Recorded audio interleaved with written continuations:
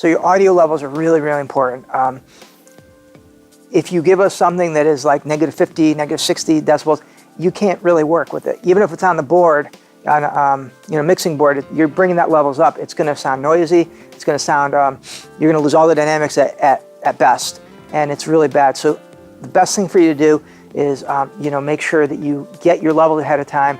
You tell, let's say the DJ is playing, play it as loud as you can, and make sure you get something good. Now, if you find that the difference between the DJ yelling and the person talking on the mic is so far different, like a 40 decibel difference, then that's something that has to be worked out. And the best thing to do is to really just kind of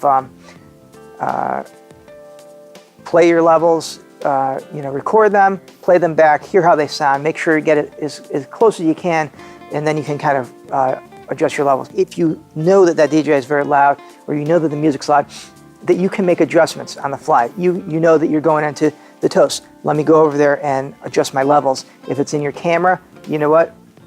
Set your levels so they're low for the DJ, and then you can kind of raise them manually, or even in an auto way.